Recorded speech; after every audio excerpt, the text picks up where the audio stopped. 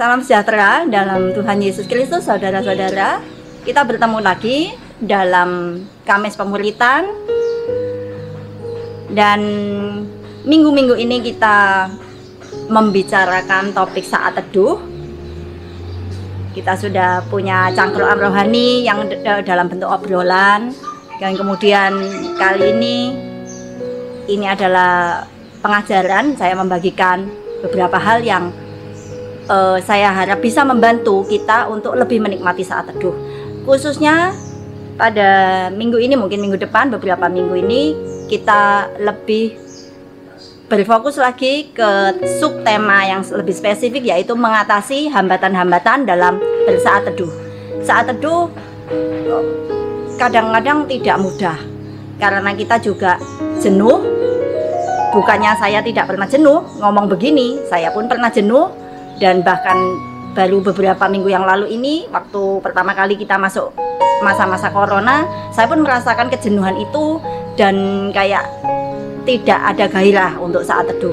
Tapi kemudian yang paling penting kalau ada saat-saat begitu adalah tidak menyerah dan tetap yakin kasih Tuhan. Saya tidak merasa dihakimi karena saya tidak bisa saat teduh.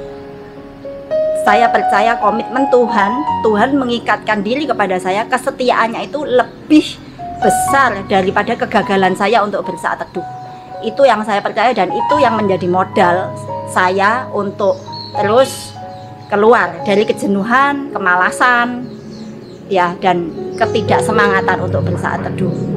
Sampai saya juga menemukan kembali kenikmatan saat teduh itu. Satu hal saja pada hari ini yang saya ingin bagikan, satu poin untuk yang saya harapkan bisa membantu kita semua memandang dari sisi yang berbeda, supaya kita belajar lebih mampu mengatasi hambatan bersaat teduh. Kita lihat dulu masalahnya sebenarnya di mana. Kebanyakan orang memandang saat teduh adalah sesuatu yang bersifat rohani dan berat, kelas berat, kekudusan, sesuatu mengenai hubungan dengan Tuhan. Itu sudah belum dipandang sebagai tugas yang berat, tidak bisa main-main ini. Kamu berhadapan dengan Allah yang Maha Kudus, dengan sikap yang harus hormat, dengan hati yang benar, sikap hati yang benar dan sebagainya. Karena kita sering tidak mampu, karena kita sering melihat bahwa kita tidak bisa memenuhi syarat-syarat itu tadi, kita jadi sering terus merasa tertekan, belum sudah tertekan sendiri, lalu ya semakin malas dan semakin merasa tidak layak atau percuma lah gitu, atau bagaimana saya memang tidak cukup baik untuk mendekati Tuhan atau sejenis itu hal-hal yang pernah saya rasakan. Saya rasa saudara pun pernah mengalami perasaan seperti itu.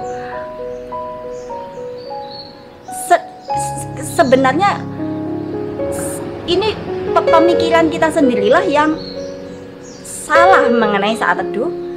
Kita memandang Tuhan seperti itu, cara pandang. Kita memandang Tuhan seperti itu, sedangkan Tuhan sebenarnya tidak seperti itu, gitu ya. Saya ke Bali tahun lalu untuk mengambil retret 1 minggu dengan mentor saya, seseorang di YWAM. Lalu saya membaca renungan hariannya dia, renungan harian setiap pagi itu. Waktu itu, hari itu saya membaca dan saya sangat diberkati. Saya kutip itu untuk saudara. Penulis buku saat teduh itu, buku renungan harian itu ya, namanya Sarah Young. Dan tertanggal 21 Juli bukunya disebut Jesus Calling, kalau tidak salah judulnya buku itu, Panggilan Yesus. Tanggal 21 Juli dia menulis begini, saya kutip sedikit. Ini Yesus yang mengatakan, dia mewakili hati Yesus untuk mengatakan ini. Banyak orang berpaling daripadaku ketika mereka lelah, karena mereka mengaitkan aku, Yesus, dengan tugas, tanggung jawab, dan kerja. Sehingga mereka mencoba menjauh dari hadapanku ketika butuh istirahat. karena tidak mengkaitkan Yesus dengan istirahat. Yesus itu kerja, berarti kalau istirahat harus menjauh dari Yesus. Saya menangkapnya begitu ya, dari kalimat itu. Betapa hal ini mendukakan aku, kata Yesus. Betapa hal ini mendukakan aku. Lalu saya bayangkan, selain duka, selain Yesus sedih karena dia dijauhi, justru waktu kamu pingin bersenang-senang, kamu pingin beristirahat, justru kamu menjauh dari saya. Bukannya malah beristirahat di dalam saya, atau beristirahat bersantai-santai bersama saya, tapi sama sekali tidak mengkaitkan saya dengan rasa istirahat atau rasa santai dan rasa senang. Ini perasaan Yesus. Dan kalau saya jadi Yesus, selain sedih saya akan tersinggung. Itu kalau saya tersinggung. Mungkin Yesus tentu tidak tersinggungan orangnya, tapi sedih ya, karena dia justru ingin memberikan rasa istirahat, rasa santai itu. Tapi kita salah ngerti. Kita selalu mengkaitkan kebanyakan Yesus itu dengan tugas-tugas, dengan sesuatu yang kudus, yang ilahi, yang tidak main-main, yang harus dengan semua kelayakan dan keadaan hati yang benar dan sebagainya. Sehingga itulah yang memberatkan kita, dan itu yang saya rasa itu salah satu hal yang membuat tekanan, sehingga kita tidak bisa menikmati saat teduh itu, tidak bisa menikmati hubungan persekutuan yang asli, yang natural dengan Tuhan. Berapa banyak di antara kita, kalau kita sudah capek kerja, terus ngomong, biasanya kan kita santai dulu duduk-duduk, leye-leye, ngopi-ngopi, atau kalau di seminar ngopi dulu, ngobrol-ngobrol gitu sama teman, sesama peserta seminar. Berapa banyak dari kita yang berpikir, selesai kerjaan ini, saya tak ngobrol dengan Yesus dulu, tak ngopi dulu dengan Yesus gitu. Saya sebelum membaca ini pun saya masih begitu. Saya hari-hari itu justru saya pernah capek sekali, dan saya, Yesus maaf, saya enggak kepingin mikir tentang kamu dulu deh, aku capek gitu. Nah, waktu saya baca ini, oh iya ya, ternyata tidak begitu gitu. Ternyata justru Yesus itulah sumber rasa santai, sumber istirahat, sumber ketenangan, sumber rasa nyaman gitu. Seperti duduk di kursi yang empuk dan memejamkan mata. Yesus mungkin seperti kursi yang siap disandali dan memberikan keempukan itu dan memberikan rasa nyaman itu. Betapa kita mungkin tidak pernah berpikir memandang seperti itu. Memandang Yesus hanya dari sisi dia Allah yang kudus yang perlu dihormati, itu benar sekali. Tapi menyatu dengan itu kita menghormati dia juga karena kita tahu dia yang rendah hati dan membuat kita merasa nyaman, seperti seorang ayah atau ibu yang ingin membuat anaknya nyaman waktu mereka sedang stres, waktu mereka sedang butuh hiburan, atau mereka sedang galau dan sebagainya. Kita baca dulu apa yang Allah katakan dalam Yesaya 58 ayat 13.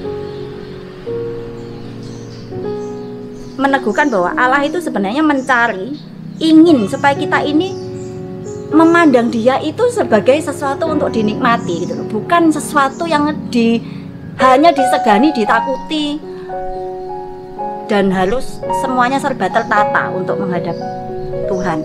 Yesaya 58 ayat 13. Ini keluhan Allah terhadap orang Israel tentang bagaimana mereka memperlakukan hari Sabat. Allah bilang, apabila engkau tidak menginjak-injak hukum Sabat dan tidak melakukan urusanmu pada hari kudusku, apabila engkau menyebutkan hari Sabat hari kenikmatan dan hari kudus Tuhan hari yang mulia, apabila engkau menghormatinya dengan tidak menjalankan segala acaramu dan dengan tidak mengurusi urusanmu atau berkata omong kosong. Nah, yang kita soroti, Tuhan ingin hari Sabat kita saat teduh itu seperti Sabat singkat ya. Sabat itu istirahat begitu, istirahat singkat. Hari Sabat itu sebenarnya harusnya dipandang sebagai hari kenikmatan, istirahat. Siapa yang tidak suka istirahat? Hari kenikmatan, dan Allah ingin dirinya dipandang sebagai teman, sebagai rumah, sebagai suatu waktu, sebagai wadah di mana kita ini merasa nikmat. Itu yang ada di hati Tuhan. Dan dia sedih melihat orang-orang tidak menikmati Sabat. Waktu itu Israel tidak menikmati Sabat. Sebentar, saya mau cek bahasa Inggris tadi, saya buka bahasa Inggrisnya. Selain hari kenikmatan, dia sebut rasanya satu lagi.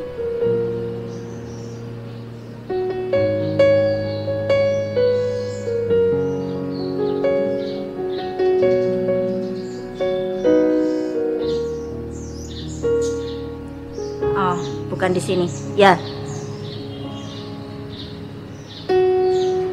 pokoknya hari yang dinanti-nantikan begitu, hari yang ditunggu-tunggu, seperti orang mau pergi liburan gitu, sudah tidak sabar ngitungi hari, yes ini hari liburan. Nah, Tuhan ingin dipandang seperti itu.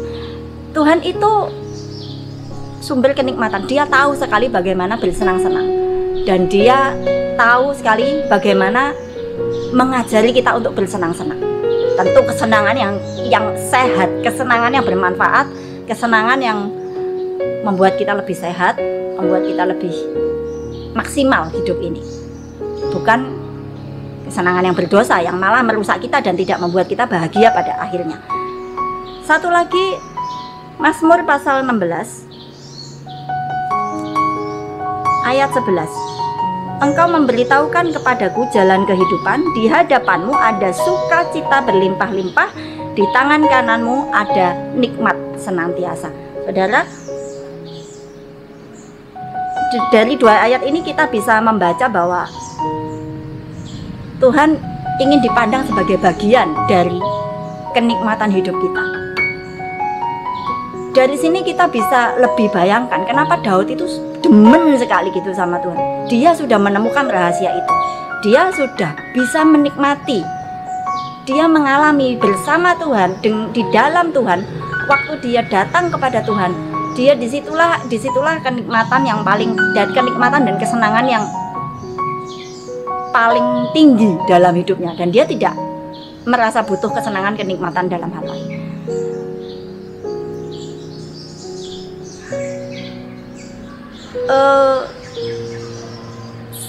Yesus selalu sering mengumpamakan, bahkan dari perjanjian lama Allah bilang, aku ini menawarkan makanan waktu di Yesaya ya 55, dan Yesus bilang aku ini roti hidup.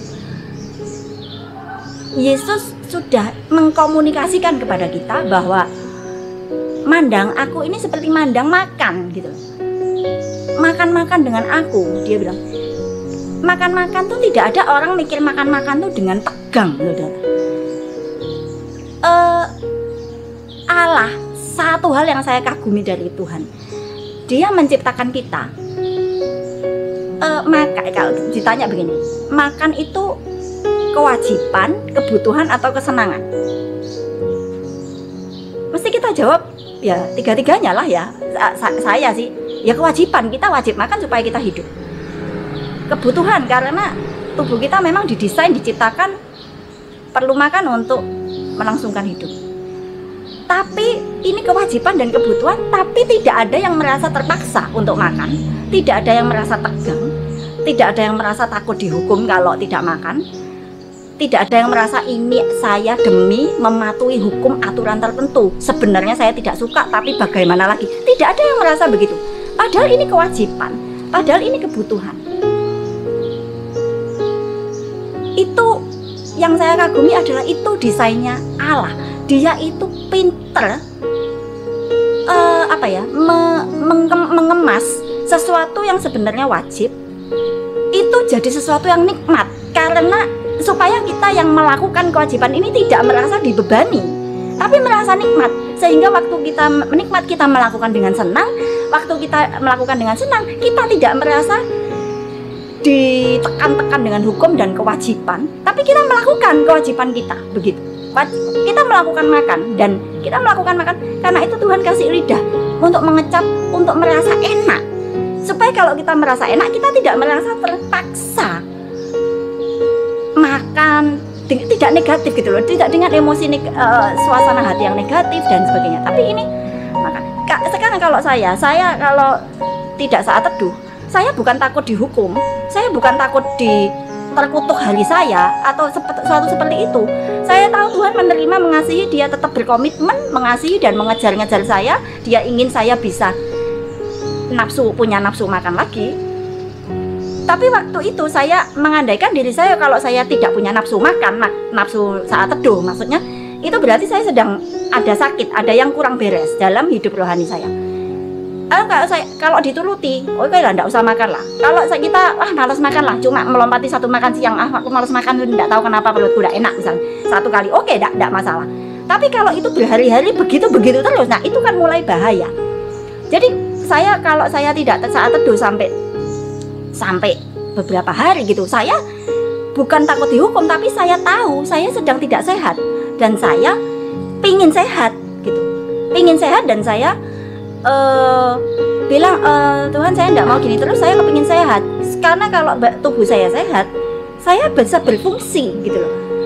Seperti kalau kita makan makanan kita baik, makanan kita sehat, terjaga, kita sehat, jasmani kita sehat, kita bisa berfungsi, melakukan apa yang memang kita sukai, yang memang harus kita lakukan. Pokoknya beraktivitas untuk hidup itu kita lakukan dengan lancar, kita berfungsi. Waktu saya tidak makan sate, tidak menikmati Tuhan dengan waktu-waktu sendiri dengan Tuhan, kalau saya mulai malas dan itu terus-terusan, maka saya percaya kalau rohani saya sakit, saya ini tidak bisa berfungsi. Walaupun saya bisa khotbah di depan orang waktu saya tidak saat teduh, sebenarnya itu ya tidak mengerjakan apapun di dalam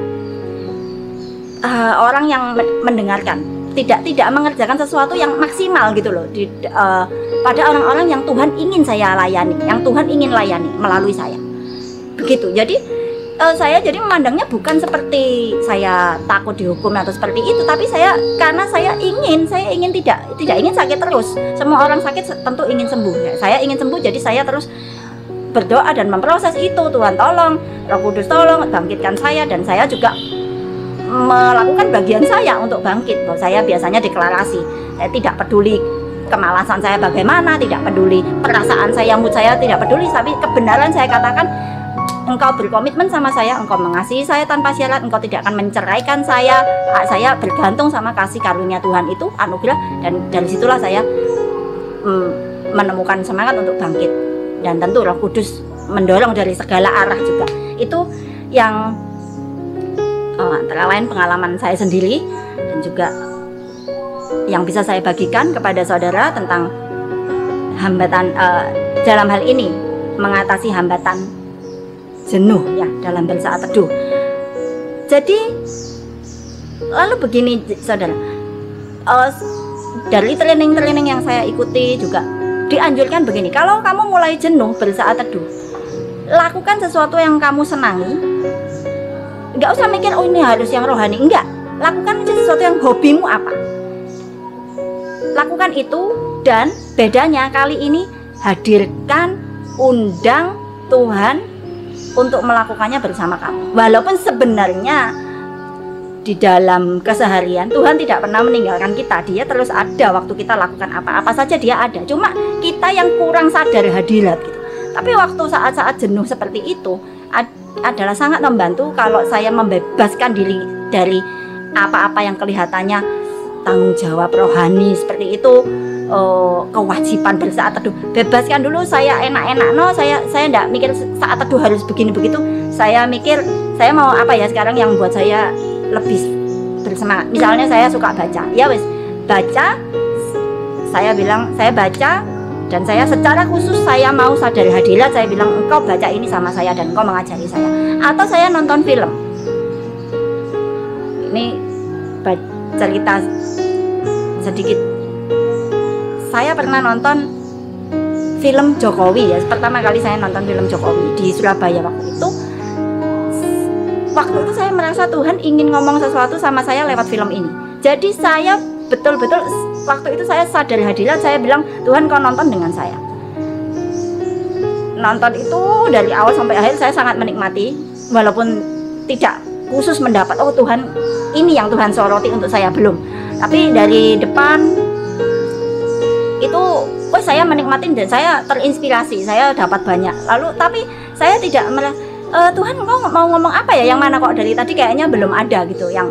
Tapi akhirnya di akhirnya sekali itu waktu adegannya ditayangkan Jokowi itu dilantik jadi gubernur Jakarta. Waktu itu masih gubernur Jakarta, Jokowi dilantik, itu ada suara bapaknya kan sudah meninggal.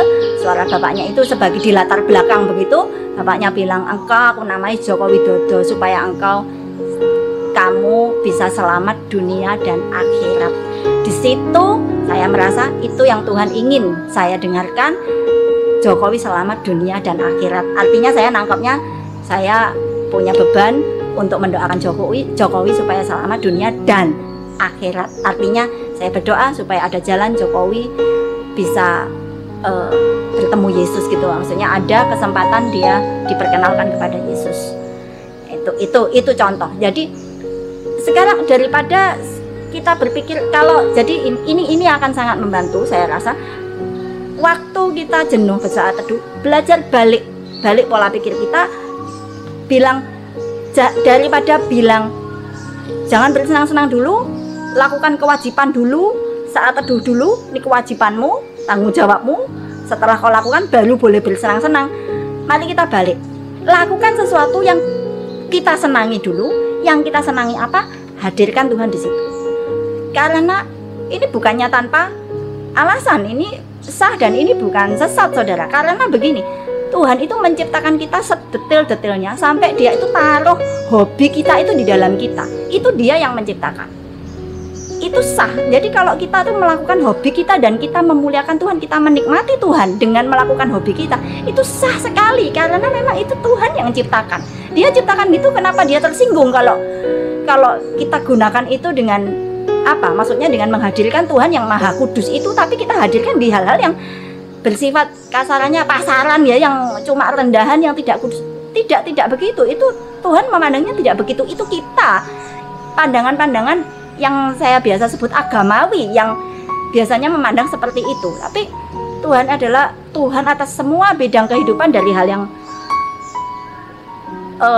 paling sehari-hari, paling pasaran istilahnya. Tapi kalau itu memang desain kita dan Tuhan yang ciptakan itu, tentu sah saja dan Tuhan senang. Malah Tuhan senang kita bisa menunjukkan bahwa kita bisa menikmati hobi atau talenta atau apapun yang Tuhan taruh dalam kita, dan kita secara khusus menghadirkan Dia di dalam hal itu. Kita hobi masak, ada yang hobi merajut, baca, nonton film, memancing.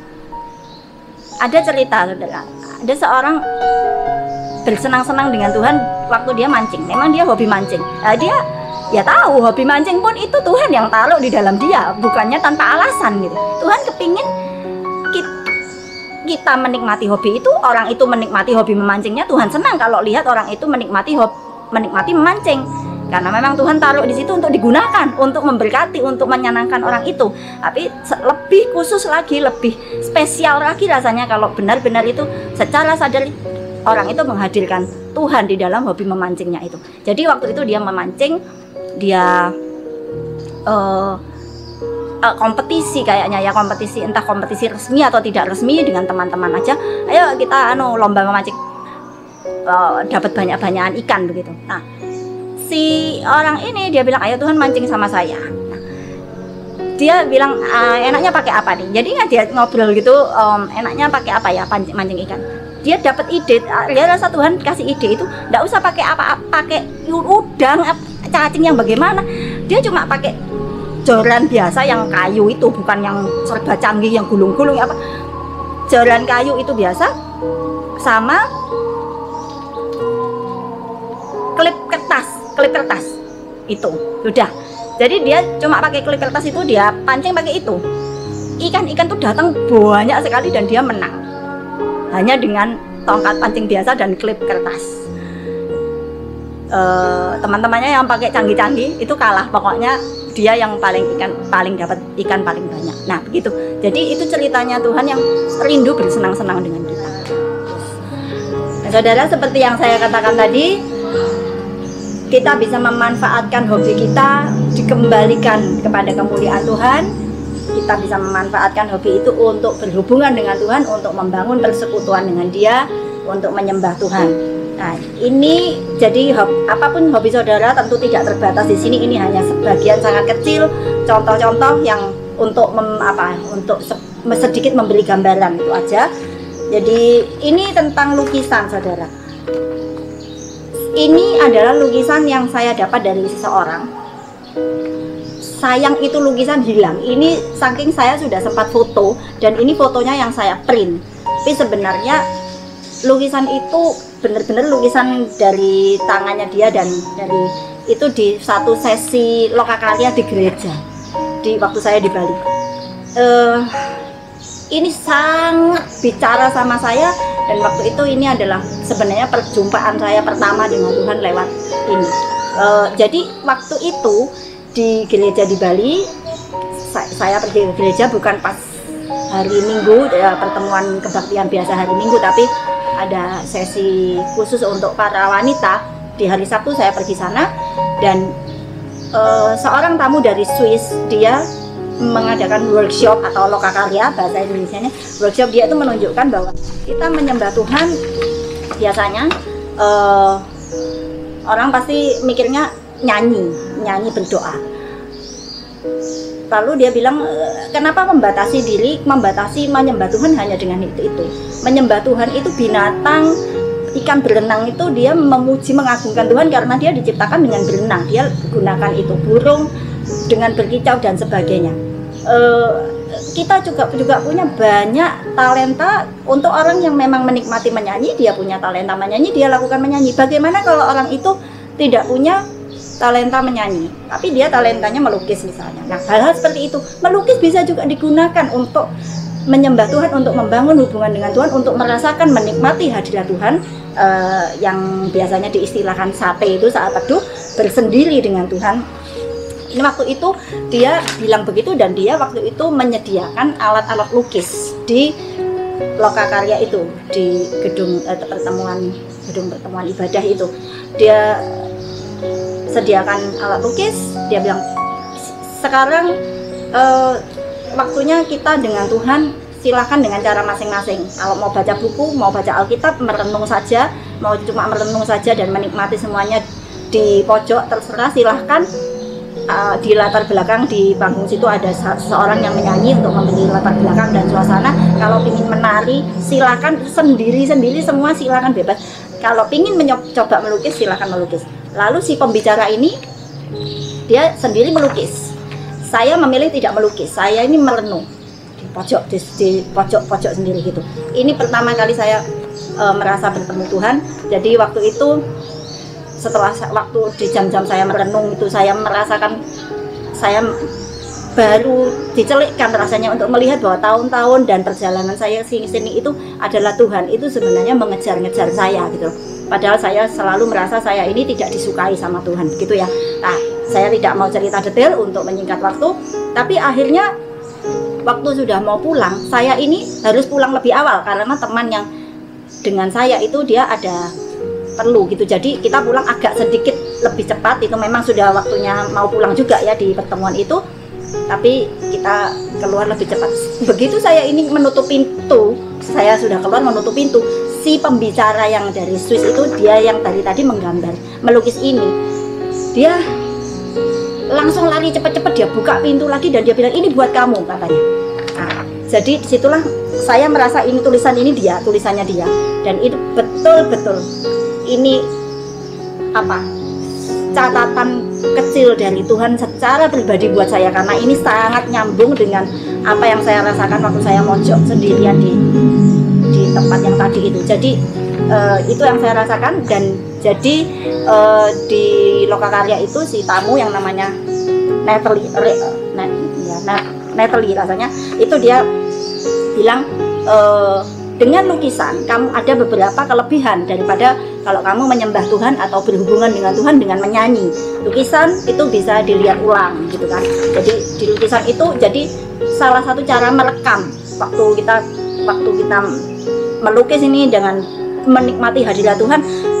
itu lebih bermakna. Mengapa saya pilih ini warna hijau, kenapa karena ini yang saya rasakan, lalu apa dan itu semua itu ada rekamannya gitu. Sekali-sekali kita bisa bagikan ke orang, bukan hanya lewat cerita, tapi ditunjukkan juga gitu. Jadi lebih menceritakan, lebih memperjelas ininya ya, maksudnya pokoknya ada sesuatu bisa ditunjukkan dan dinikmati juga oleh orang lain, bukan hanya dalam bentuk cerita lisan gitu.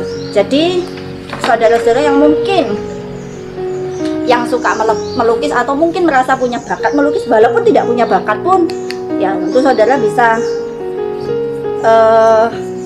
menghidupkan gitu ya. Kalau mungkin lama tidak melukis, pegang cat ya, atau mungkin sekedar main-main dan kepingin mencoba sesuatu yang baru, saudara sangat bebas. Hidup ini penuh dengan berbagai kemungkinan yang mengasyikkan gitu. Dengan Tuhan, khususnya kalau kita lakukan itu dengan Tuhan,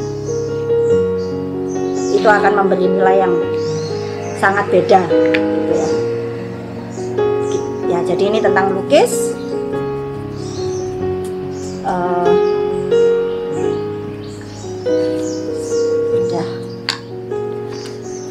Oke, sudah jelas di situ ya, cuma begitu aja. Sekarang yang lain-lain mungkin belum banyak yang tahu. Ini untuk orang-orang barat, mereka sudah biasa menggunakan ini sebagai salah satu alat bantu dalam bersaat teduh. Jadi waktu merenung, misalnya habis membaca ayat, saya tidak tahu ya yang bahasa Indonesia sudah ada atau belum, tapi biasanya itu saya sering lihat teman-teman saya orang-orang barat itu saat teduhnya itu mereka juga lakukan hal seperti ini. Ini tentang buah-buah roh. Buah roh di dalam Galati 5 ayat 22-23. Jadi nanti sambil mewarnai begini, ini diputar terus gitu di dalam pikiran. Tapi buah roh adalah kasih, sukacita, dan seterusnya. Nah itu sambil begini, sambil merenung, sambil terus ini itu terpampang di depan mata ini ayatnya ini, jadi terus terbaca gitu, dan itu yang akhirnya terulang-ulang di dalam pikiran. Dan ini dilakukan begini sambil ya terus sambil menikmati Tuhan dan merenungkan ayat Alkitab. Dan tentu itu kalau saudara pernah lihat video pemuritan saya beberapa minggu lalu, salah satu cara untuk menulisi hati kita, karena hati kita itu sudah ditulisi macam-macam sebelum kita kenal Yesus. Waktu kita kenal Yesus, ini hati harus ditulisi ulang oleh firman Tuhan, oleh kebenaran yang dulu-dulu biar digantikan gitu. Nah, inilah salah satu cara waktu merenung kita dengan merenung sambil mewarnai, sambil merenungkan firman Tuhan. Ini mungkin lebih ke ya, in the beginning, pada mulanya Allah menciptakan langit dan bumi. Ini mungkin yang anunya lebih rumit, yang desain motifnya lebih rumit. Lalu di sini ada kata-kata biarlah terangmu bersinar, biarlah terangmu bercahaya. Nah ini juga untuk diwarnai. Jadi sambil mewarnai huruf-huruf ini, sambil itu terbaca terus, biarlah terangmu bersinar, biarlah terangmu bersinar, biarlah terangmu bersinar gitu. Nah itu makin menguasai hati kita. Jadi seperti itu tentang mewarnai sebagai salah satu alat bantu untuk saat teduh. Kemudian film, seperti saya tadi sudah singgung, Jokowi ini saya suka sekali. Ini terutama buat saya, ini bicara sekali tentang hubungan bapak dan anaknya. Bagaimana si bapak yang adalah singa itu mengasuh, mendidik anaknya untuk menggantikan dia sebagai seorang pemimpin, seorang raja gitu ya, di raja hutan, raja rimba singa, untuk memimpin ya, kerajaannya di situ istilahnya. Jadi saya kadang-kadang masih lihat ini dan saya terus merasa diberkati. Saya nonton ini dan saya bilang, Tuhan, Engkau juga ajari aku lewat ini, walaupun ini dibuat dengan motif-motif yang tidak rohani, maksudnya tidak ditujukan untuk pengenalan akan Tuhan sebenarnya oleh pembuat ini. Tapi apapun di dunia ini kita bisa kuduskan.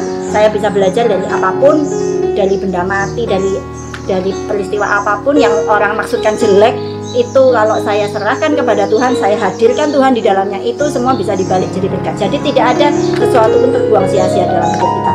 Itu. Lalu ini main malam, saudara. Sebentar lagi kita akan lihat video seorang pematung wanita, dan dia waktu itu secara khusus diminta untuk pada hari Paskah dia diminta untuk bikin karya selagi pertemuan kebaktian itu dilakukan gitu. Jadi sambil ini pujian dinyanyikan, dia disuruh bukan pematung sebenarnya, dia sebenarnya seorang pelukis, tapi ya kadang-kadang mematung juga. Lalu dia sudah dikasih tahu beberapa lama sebelumnya dan dia siapkan suatu lukisan, tapi kayak enggak jadi-jadi, enggak bangkit-bangkit inspirasinya. Tapi kemudian di saat terakhir dia ternyata Tuhan suruh dia itu buat patung kepalanya Yesus, jadi patung sedada gitu, patung kepala Yesus. Di situ dia itu ya sebenarnya secara kemampuan manusia dia di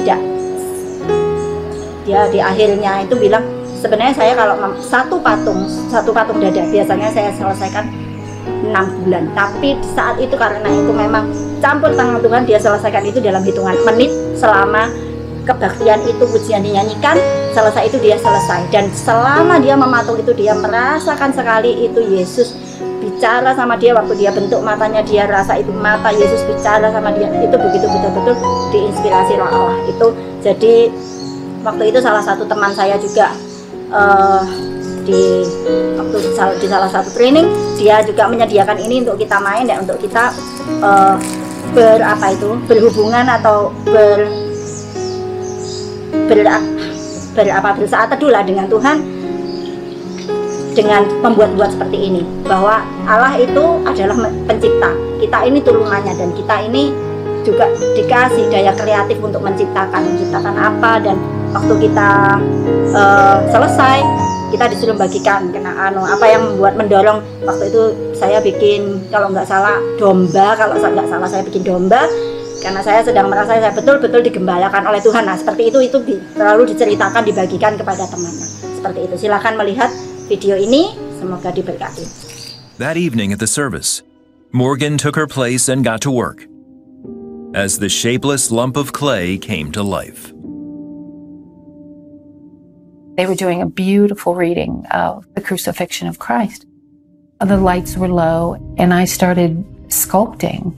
My hands were working. His face was emerging. And I didn't know anything else that was going on around me. It was just me and Christ. And I started working on his eyes, and it was like he just kind of spoke to me. It's like he came to life. Started crying, and I was shaking so badly. It was just so devastating to have him right there in front of me and experience this pain and sorrow that he had suffered for us, of feeling that closeness and feeling like you could hear him breathe right there, laboring. And I needed to put the crown of thorns on him, and I didn't want to because I knew it would just cause him more pain. But I knew for this story to be finished, it had to be done. And I took the crown of thorns and I shoved it down on his head. And I told him, I am so sorry. Morgan says there's another reason creating the sculpture was a miraculous experience. It usually takes me 6 to 7 months to create a bust. And this was minutes. This piece coming out of my hands in 45 minutes was a true miracle. Today, the bust is on display in Morgan's studio, and she loves to tell people about her personal experience with Jesus. I think it made Jesus more real to me because it was such a personal interaction. And then just realizing that he's still working miracles. I never could have imagined doing the head of Christ. I never could have imagined being so moved. Or with a piece of art. Following Jesus is an amazing, amazing adventure. He can use just ordinary people to do extraordinary things for his purpose and his glory. Satu lagi penutup saudara, bahwa saya beberapa kali saya sempat singgung ini ya di dalam pertemuan-pertemuan kita. Ada teman saya itu dia orangnya kinestetik atau dia belajarnya itu dari bergerak. Jadi demikian juga waktu dia mau merasakan Tuhan, dia paling merasakan kalau dia sedang bergerak. Artinya dia itu penari. Dia merasa memang desainnya dia adalah sebagai penari, dia kesukaannya dia menari dan dia bisa sekali paling nyambung berhubungan dengan Tuhan melalui tarian. Saya akan bagikan video di salah satu kelas training saya. Jadi teman saya ini waktu itu sedikit cerita latar belakang, dia dari latar belakang keluarga yang sangat hancur, dan dia itu hatinya dia sebagai seorang anak perempuan kecil waktu itu adalah hati yang hancur, sudah hati hancur, tidak sehat, tidak utuh. Sebenarnya kita semua seperti itu. Tapi waktu itu dia di hari-hari training itu dia merasa Tuhan bicara banyak, Tuhan menyehatkan dia, dan di salah satu saat teduhnya dia itu keluarlah inspirasi untuk menceritakan kisah hidupnya atau kisah hidup yang mewakili kisah hidup orang-orang yang hancur hatinya itu, bagaimana dijamah Tuhan dan dipulihkan Tuhan, hatinya dibuat utuh lagi. Kemudian itu hati yang sudah utuh, sudah dipulihkan itu bisa dibagikan kepada orang lain, bisa menjadi hati yang bekerja sama dengan Tuhan untuk memulihkan orang lain juga. Jadi di akhirnya nanti dia bagi-bagikan apa yang dia dapat itu secara simbolis kepada teman-temannya. Lalu tapi di situ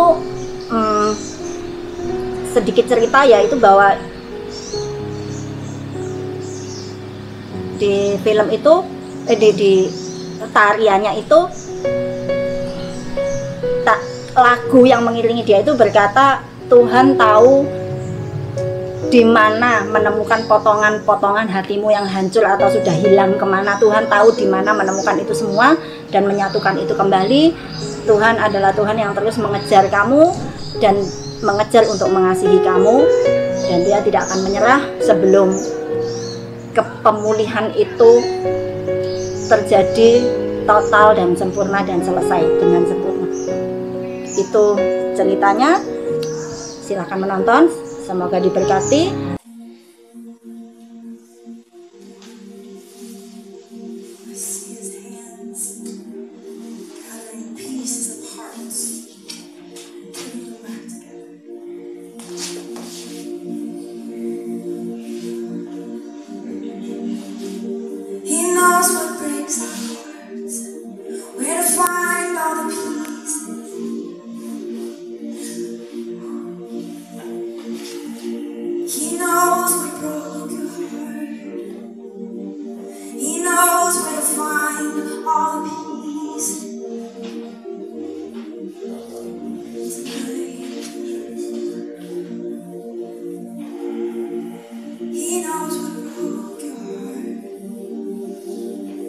Just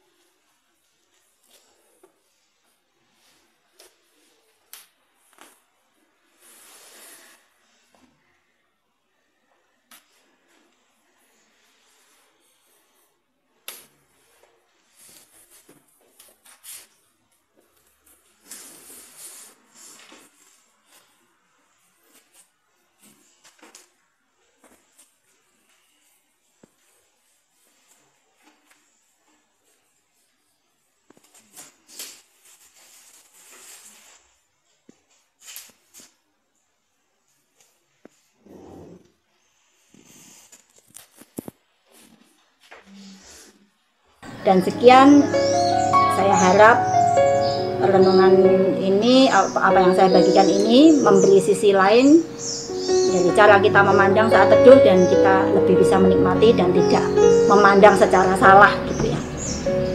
Tuhan Yesus memberkati.